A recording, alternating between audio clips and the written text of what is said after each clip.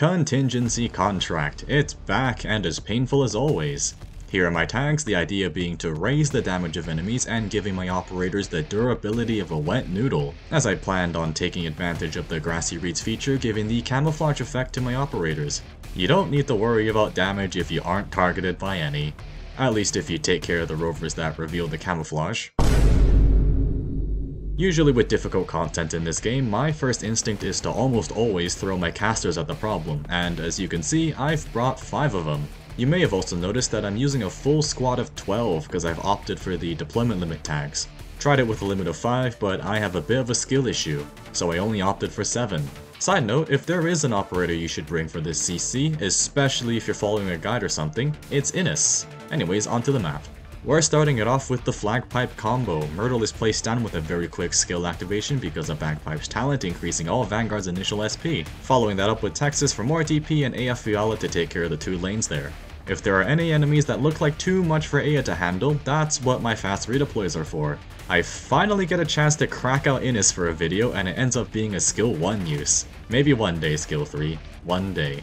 One of her roles is to eliminate the mobs below utilizing her 5-second bind to temporarily keep the enemies in range, and when the embers spawn, they get binded again. The damage over time effect from skill 1 speeds up the hits required for killing. So how did I take care of that stealth revealing rover? Well, with everyone's favorite mushroom munching doggo. KOB with skill 2 has a ton of single target damage output, which with how tanky these guys are, we sort of need it. And when the job is done, I'll be bringing her back for another round elsewhere, though 116 seconds is a while to wait for. So, Mostima and Passenger, why them? For Mostima, it's because of the passive slowness she provides, cranked up further due to skill 3 when it's active. That Deathblade spitting thing is incredibly tanky, so I need enough time for Ifrit on the side there to output enough damage. As for Passenger, I dunno, supporting damage? That was a Skyfire on the previous run, and a Nightmare skill 2 before that, so...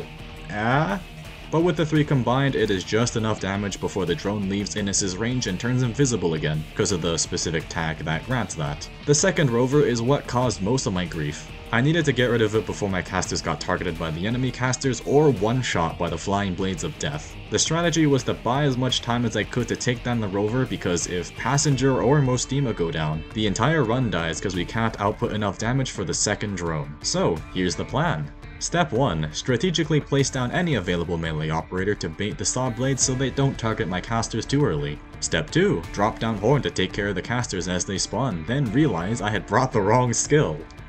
Whoops.